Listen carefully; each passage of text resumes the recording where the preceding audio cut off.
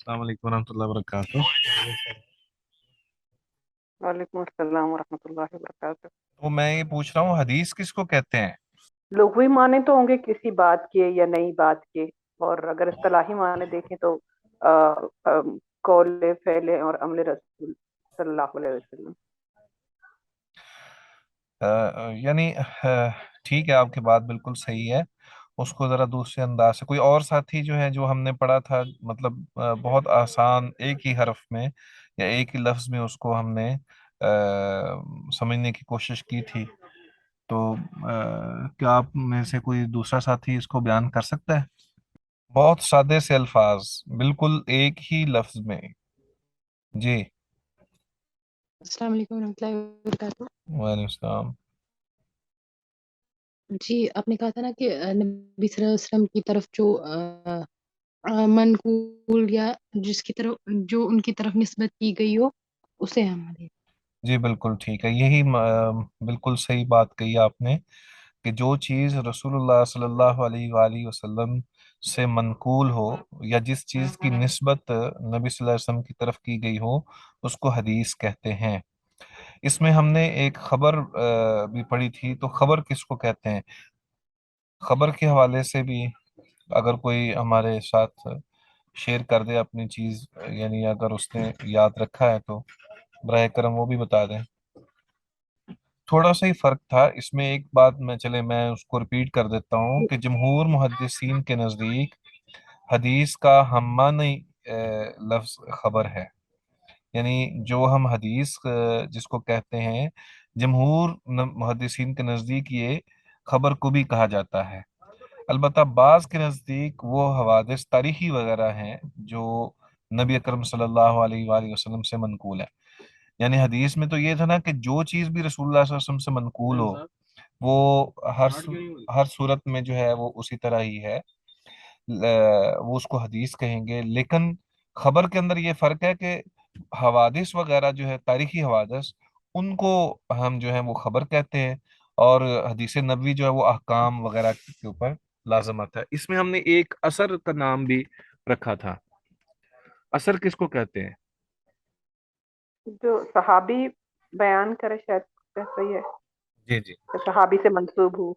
जी बिल्कुल ठीक है। यानी वो चीज जो सहाबा इकराम रिजवान अलैहिम अजमईन और ताबीईन से मनकूल हो, आ, उसमें ज्यादा यही बात कही जाती है कि जो बात सहाबी से मनकूल हो, यानी लफ्ज भी सहाबी के हों और उनका अपना फतवा या मौकफ हो, उसके बारे में ये कहा जाता है कि ये असर है। जी। और उसमें बाज़ औक़ात इसको हदीस के ऊपर भी इस्तेमाल किया जाता है, यानी हदीस के लफ्ज के साथ भी इस्तेमाल किया जाता है। तो सुन्नत का लफ्ज जो है असुन्ना, ये भी मुस्तामल है इसी माने में कि कभी हदीस के माने में सुन्नत को भी इस्तेमाल किया जाता है, यानी जिसका मतलब ये है कि ऐसा तरीका जो कि दीन के अंदर मुरव्वज हो। और दूसरा सनद वल सनद अल इस्नाद अल मतन, ये ये तीनों भी हमने पढ़ी थी। इसमें ये था कि हदीस तक पहुंचने का तरीका जो है वो सनद कहलाता है, और अल इस्नाद सनद बयान करना, और कभी सनद को भी इस्नाद का नाम दे दिया जाता है। और फिर उसके बाद मतन था। मतन का माना ये है कि वो कलाम का वो हिस्सा जो सनद के बाद शुरू होता है, जो सनद के बाद शुरू हो रहा हो, उसको हम मतन कहते हैं। आज आज का जो हमारा सबक है उसमें जो अहम बात है वो अहादीस की वो अक़साम जो किल्लत और कसरत के एतबार से बयान की जाती हैं। यानी हदीस के अंदर कुछ हदीस को जिक्र करने वाले, बयान करने वाले रावी होते हैं। तो वो रावी बयान करने वाले जो हैं वो कितने हों तो उसको क्या कहते हैं, थोड़े हों तो उसको क्या कहते हैं, ज्यादा हों तो उसको क्या कहते हैं।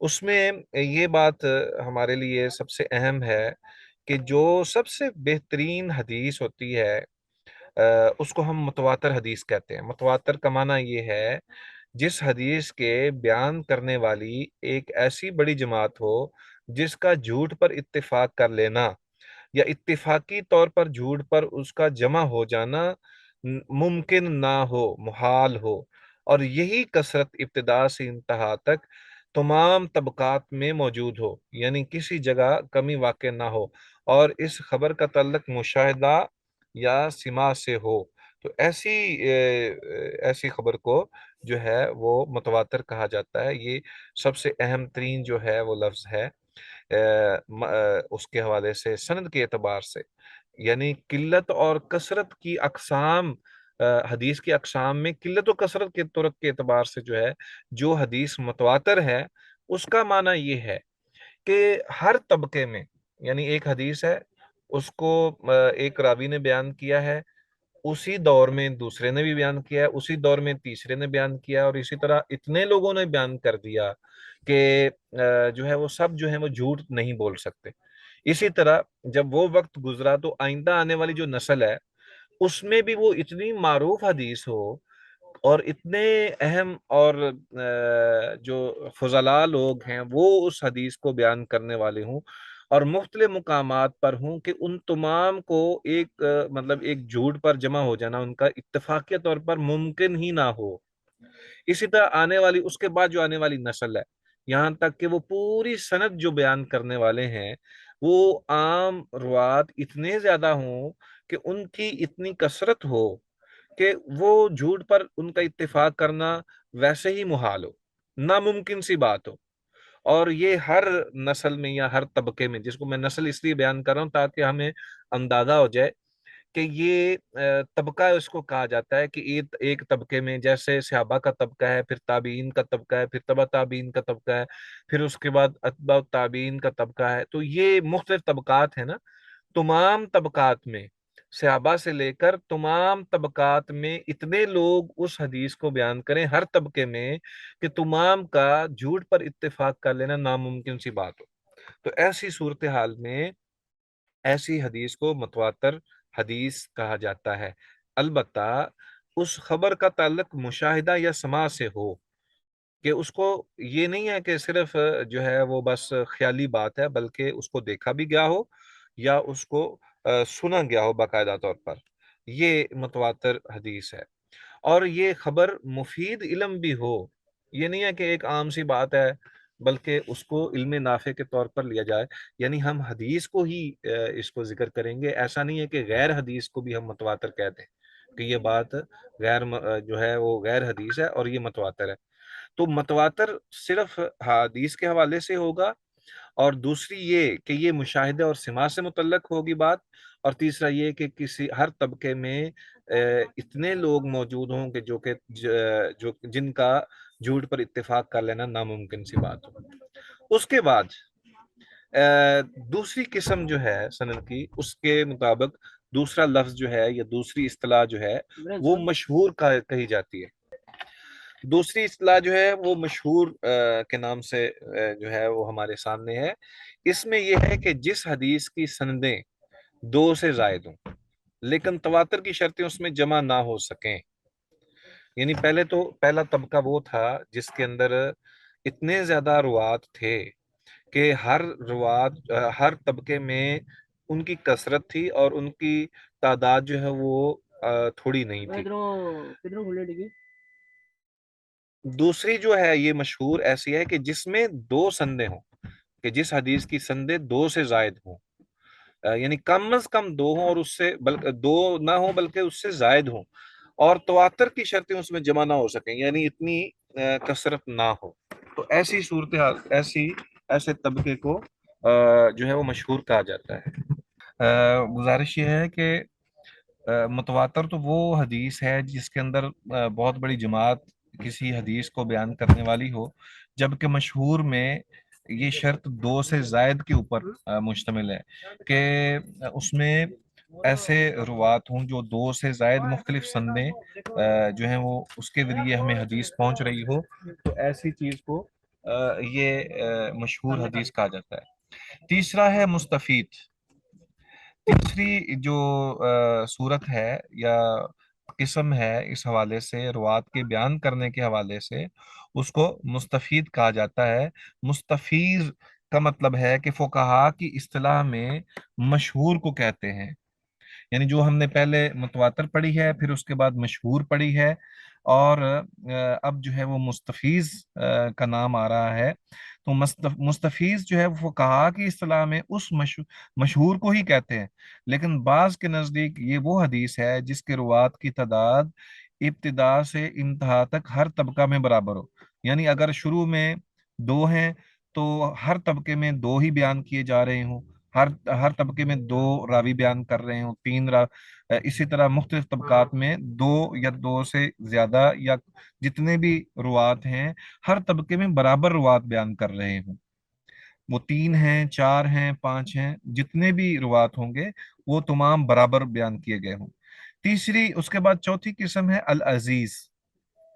जिस हदीस के रुवात तमाम तबकात में दो दो हों या किसी एक तबका में दो रह जाएं, खा बाकी तबकात में दो से जायद हों, यानी किसी तबका में दो से कम ना हो, ऐसी रवायत को अजीज कहा जाता है। ये दरअसल मसला ये है कि ये थोड़ा सा इस अंदाज से आपको शायद मुश्किल लगे, लेकिन ये इंतहाई मुफीद इल्म है कि जिससे हमें हदीस की सनद के एतबार से उसके अथेंटिसिटी जो है उसका पता चलता है कि इस रिवात को बयान करने वाले कितने लोग हैं और कितने तबकात में किस तरह के हैं। जैसे हमने पहले बयान किया, ये पढ़ा कि मतवातर में कसरत है, हर तबके में कसरत है, और हर एक का झूठ पर जो है वो मुत्तफिक हो जाना नामुमकिन है। दूसरा मुस्तफीज है कि जिसमें कम अज कम जो है वो दो हों, और कम अज कम जो है उसमें इतने ज्यादा हों कि हर तबके में जिसके रिवाज के इब्तिदा से इंतहा तक हर तबका में बराबर हो। जिसमें दूसरे नंबर पर मशहूर है जिस हदीस की संदें दो से जायद हों लेकिन तवातर की शर्तें उसमें जमा ना हो सकें। और मुस्तफीज वो है कि फुकहा की इस्लाम में मशहूर को कहते हैं कि बाज के नजदीक ये वो हदीस है जिसके रुवात की तादाद इब्तिदा से इंतहा तक हर तबका में बराबर है। उसके बाद आ गया अजीज, जिस हदीस के रुवात तमाम तबकात में दो हों या किसी एक तबका में दो रह जाएं, बाकी में बेशक वो जायद हों। उसके बाद आ जाती है गरीब। गरीब जिस हदीस की सनद के किसी तबका में सिर्फ एक रावी हो, सिर्फ एक रावी हो। इसकी दो अकसाम है। जो हमने पढ़ा है उसमें अब रह गया है गरीब, गरीब मुतलक और गरीब नस्बी। ये गरीब की अकसाम है दो। गरीब उस हदीस की जिस हदीस की सनद के किसी तबका में सिर्फ एक रावी हो, और उसकी दो अकसाम है, एक गरीब मुतलक है और एक गरीब नस्बी। जिसकी असल सनद में तफरद हो उसे फर्द मुतलक भी कहते हैं। और गरीब नस्बी वो है जिसकी असल सनद में तफरद ना हो लेकिन किसी एक रावी की निस्बत तफरद हो। तो ये अकसाम हैं तबकात के हवाले से या रुवात के हवाले से, जिसको हम एक सादे से अल्फाज में ये कह सकते हैं कि हदीस की अकसाम किल्लत व कसरत तुरक के एतबार से, के तरीके कितने हैं, यानी कितने लोगों ने सनद यानी इस हदीस को बयान किया है, कितने लोगों ने इस चीज़ को जिक्र किया है, और सनद के अंदर कितने कितने रावी कितने तबकात में हैं। उसमें सबसे पहले मुतवातर आता है, फिर मशहूर है, फिर मुस्तफीज है, फिर अजीज है, और फिर गरीब है। तो गरीब के आगे दो अकसाम है, गरीब मुतलक और गरीब नस्बी। जिसमें गरीब मुतलक उस सनद जिसकी असल सनद में तफरद हो और उसे फर्द मुतलक भी कहते हैं, और गरीब नस्बी जिसकी असल सनद में तफरद नहीं है लेकिन किसी एक रावी की निस्बत तफरद है। तो ये इस हवाले से हमारी आज की अक़साम है। इस बारे में अगर कोई सवाल है तो वो जरा राय करम आप पूछ लें। उस्ताद, एक सवाल जहन में आता है कि जैसे हदीस के बारे में भी यह है कि वो हम तक मोतबर जरायों से पहुंचे, लेकिन अगर कोई फर्द ये सवाल करे कि जितने भी रुवात हैं मतलब किसी भी तबके में हो, क्या वो लिखी हुई सूरत में कहीं पे मौजूद भी है? जैसे हम तक जो हदीस पहुंचती तो उसमें सनद में एक या दो सहाबी का नाम होता है ना, जो आम कुतुब हम पढ़ते हैं हदीस की, लेकिन क्या ऐसी किताबें रखी हुई हैं जिसमें असनाद का पूरा सिलसिला लिखा हुआ हो? जी असल में ये है, गुजारिश ये है कि पूरी पूरी संदें बयान की जाती हैं। अहादीस की जो असल किताब है, यानी मसलन सही बुखारी है या सही मुस्लिम है या जिस तरह कुतुब तिस्सा वगैरह वगैरह, ये सारी जितनी भी کتابیں ہیں ان کے امام تک، یعنی اگر امام بخاری نے اپنی کتاب میں اس کو درج کیا ہے تو امام بخاری تک ساری سند موجود ہوتی ہے صحیح بخاری کے اندر نا، صحابی سے لے کر امام بخاری کے استاد تک وہ سارے روات جو ہیں وہ موجود ہوتے ہیں، اسی کو تو سند کہتے ہیں۔ اسی طرح دیگر جتنی بھی کتب احادیث ہیں جو کہ معروف اور متداول ہیں اس وقت، اور جس پر امت کا اتفاق بھی ہے، وہ بھی یہی چیزیں ہیں کہ وہ سارے کے سارے جو ہیں ان کی سندیں جو ہیں وہ موجود ہوتی ہیں، اور اس میں ہر ایک مثلا مثال کے طور پر میں آپ کو اس میں تھوڑی سی وضاحت مزید کر دیتا ہوں، جیسے سنن نسائی ہے، بعض اوقات ایسا ہوتا ہے کہ ایک روایت کو بار بار مختلف انداز سے بیان کیا جاتا ہے، اور صحیح بخاری کے اندر بھی یہ اسلوب موجود ہے کہ ایک روایت آپ کو مختلف ابواب میں فقہی انداز سے وہ بیان کی جاتی ہے، اور اس میں سند مختلف ہوتی ہے، بعض اوقات سند مختلف ہوتی ہے، اور بعض اوقات اس کو مختلف ابواب میں جو جہاں ضرورت ہو اس کے مطابق بیان کر دیا جاتا ہے۔ تو بعض جتنے بھی ہمارے کچھ محدثین ایسے بھی گزرے ہیں کہ جو ایک ایک حدیث کو مختلف روات کے حساب سے بیان کرتے تھے۔ خود امام بخاری رحمہ اللہ کے بارے میں آتا ہے کہ ان کو ظاہر 5 لاکھ کے قریب احادیث یاد تھیں، 5 لاکھ کے قریب احادیث یاد تھیں، تو وہ اصل میں وہ اسناد یاد تھیں، یعنی امام بخاری رحمہ اللہ کو وہ تمام اسناد یاد تھیں، اور ان کے تمام سارے ہر قسم کے جو ہے نا وہ ساری چیزیں جو ہیں وہ ان کو ازبر تھیں، کہ کس راوی نے کس کو استاد کون ہے، شاگرد کون ہے، اور وہ سارا سلسلہ جو سند ہے وہ سارا کا سارا یاد تھا۔ کیونکہ اگر ہم تمام حدیثوں کو ویسے جمع کریں تو یہ اتنی زیادہ نہیں بنتی، یہ 50,000 سے کم احادیث بنتی ہیں، لیکن چونکہ امام بخاری کو وہ سندیں یاد تھیں، دراصل وہ ترتیب یاد تھی، وہ اساتذہ اور ان کے شاگرد یاد تھے جنہوں نے حدیث کو بیان کیا ہے۔ ٹھیک ہے جی۔ جزاک اللہ خیر استاد جی۔ السلام علیکم ورحمۃ اللہ وبرکاتہ۔ وعلیکم السلام۔ یہ غریب کی جو اقسام آپ نے پڑھائی ہیں نا وہ ذرا دوبارہ بتا دیں۔ اچھا، ہم اس کو دوبارہ ریوائز کر لیتے ہیں۔ یہ اصطلاحات جو ہیں یہ احادیث کی اقسام قلت و کثرت طرق کے اعتبار سے، یعنی احادیث کی ایک تو وہ اقسام ہے نا جس کے اندر ہم کہتے ہیں کہ یہ صحیح ہے یا ضعیف ہے یا اس کے اندر دیگر، یہ وہ ہے کہ جو سند کے اندر جس چیز کو ہم بیان کرتے ہیں، چونکہ پہلے ہم نے سند اور متن پڑھا ہے، اس کے بعد اب سند کی بات ہوئی ہے، تو سند کے اندر احادیث کی وہ اقسام جس کے ترک کے اندر، یعنی جس کی سند کے اندر تھوڑے لوگ ہیں یا زیادہ ہیں، اس کے حوالے سے یہ بحث ہے۔ اس میں جو اقسام بیان کی گئی ہیں، سب سے پہلے متواتر ہے، پھر اس کے بعد مشہور ہے، پھر مستفیض ہے، اور پھر عزیز اور غریب ہے۔ یہ 5 اقسام ہیں: متواتر، مشہور، مستفیض، العزیز اور الغریب۔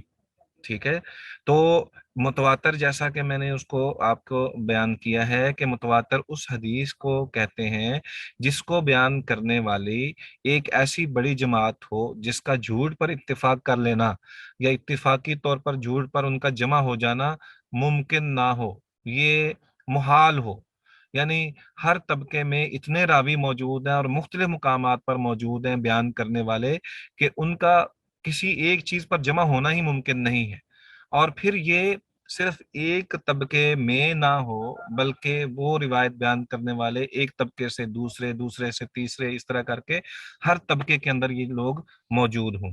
اسی طرح اس کے بعد جو دوسری قسم ہے وہ مشہور ہے۔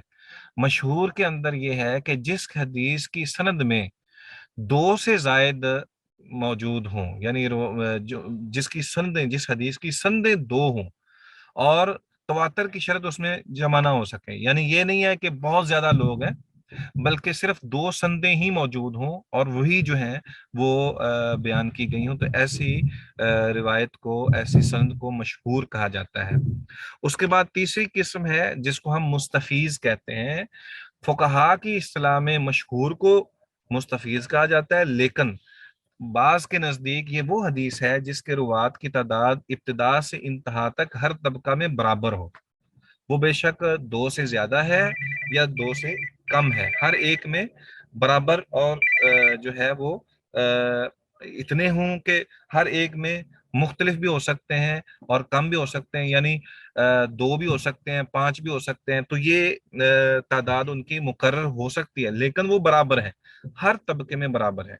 اس کے بعد آ جاتی ہے العزیز، ایسی حدیث جس کے روات تمام طبقے میں 2 ہوں یا کسی ایک طبقے میں تو 2 رہ جائیں، باقی طبقات میں بے شک وہ زیادہ ہوں، بے شک باقی طبقات میں زیادہ ہوں، تو کسی بھی طبقے میں، اس کا مطلب یہ ہے کہ کسی بھی طبقے میں 2 سے کم نہ ہوں۔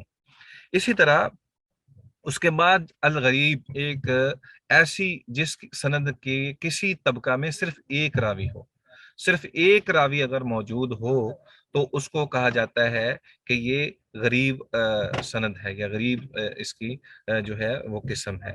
تو اس کے آگے پھر 2 اقسام ہیں، ایک غریب مطلق، ایک غریب نسبی۔ جس کی اصل سند میں تفرد ہو اسے فرد مطلق بھی کہتے ہیں، اور جس کی اصل سند میں تو تفرد نہیں ہے لیکن کسی ایک راوی کی نسبت تفرد ہے تو اس کو غریب نسبی کہا جاتا ہے۔ تو یہ مختلف اقسام ہیں جو کہ طبقات کے حوالے سے حدیث کی سند کے اندر موجود ہیں، یہ ان کو یاد کرنا جو ہے یہ لازمی ہے۔ یہ 5 مختلف جو ہیں یہ تقریباً تقسیمات ہیں، متواتر، مشہور، مستفیض، عزیز اور غریب۔ ٹھیک ہے جی، ان کے بارے میں اگر آپ کو کوئی چیز سمجھنے کی ضرورت ہے تو وہ آپ ذکر کر دیں۔ شیخ یہ اصل سند سے کیا مراد ہے؟ یعنی سند جو ہے اس کے مختلف اس کے ہوتے ہیں نا، ایک وہ سند ہے جس کی بنیاد ہوتی ہے، یعنی ابتدا سے لے کر انتہا تک، ایک وہ ہے جو کہ فروع میں جا کے آگے بیان ہوتے ہیں، یا جیسے تابعین میں، تبع تابعین میں، تو وہ اصل سند جو ہے اس کو اس کے اس حوالے سے اس کا ذکر کیا جاتا ہے۔ تو جب وہ طبقہ ہی گنا جاتا ہے، یعنی اس کی سند، اصل سند جو ہے، یعنی اس کی بنیاد جو ہے، بنیادی سند، وہاں سے لے کر آخر تک تمام لوگ جو ہیں وہ اس حوالے سے متفق ہوں کسی چیز پر۔ ٹھیک ہے، اس کے بعد ہم ایک اور تقسیم ہے جس کو میں یہ سمجھتا ہوں کہ ہم اس کو آئندہ سبق کے اندر پڑھیں، کیونکہ یہ جو آج کا سبق ہے تھوڑا سا یہ یاد کرنے والا بھی ہے، اور اس کی تقسیم جو ہے یہ بھی مختلف ہے تھوڑی سی، تو اس اعتبار سے میں یہ سمجھتا ہوں کہ اگر ہم آج کے اس سبق تک محدود رہیں تو یہ زیادہ مناسب ہے۔ ٹھیک ہے، کوئی اور اس کے بارے میں کوئی سوال وغیرہ ہے تو آپ پوچھ سکتے ہیں۔ جی شیخ، یہ دوسرا جو یہ تواتر کا بتایا آپ نے، متواتر حدیث کا، تو جی اس میں تواتر کی شرط میں آپ نے کہا کہ کثیر تعداد، تو جی کثیر جی، تعداد سے مراد 4 ہوں گے یا 40 ہوں گے، مطلب کوئی ایسی؟ ویسے تو 10 کی تعداد کہی جاتی ہے کہ 10 کی جو تعداد ہے نا یہ کثرت گنی جاتی ہے، کہ اگر ہر طبقے میں 10 راوی ہیں تو وہ متواتر ہے، اور اگر 10 سے کم ہے تو وہ متواتر نہیں رہتی۔ السلام علیکم شیخ۔ جی وعلیکم السلام۔ جی شیخ، یہ تواتر عملی سے پھر احناف کا کیا تواتر عملی سے جی مطلب یہ ہے کہ جیسے امام مالک رحمہ اللہ کا ایک طریقہ کار تھا نا کہ وہ عمل مدینہ کو اختیار کرتے تھے، کہ مدینہ والے جو ہیں وہ کیا کام کرتے ہیں اس کو اختیار کرنا، اور وہ زیادہ اثر ہی بیان کرتے ہیں۔ حدیث آپ اگر موطا امام مالک کو پڑھیں تو اس میں زیادہ تر یہ ہوتا ہے بلغنی، اس طرح کے الفاظ جو ہے نا وہ بیان کرتے ہیں، تو وہ تواتر عملی ہے، یعنی امت کسی چیز پر اتنی ایسا عمل کر رہی ہو جو کہ مسلسل کیا جا رہا ہو۔ ٹھیک ہے جی، جزاکم اللہ خیر، اللہ تعالیٰ آپ سب کو سلامت رکھے، خوش رکھے، اور دعاؤں میں یاد رکھیں، انشاءاللہ پھر آئندہ جو ہے ہم اس کو مزید آگے بڑھیں گے، پڑھائیں گے۔ ٹھیک ہے، بہت شکریہ، السلام علیکم ورحمۃ اللہ وبرکاتہ۔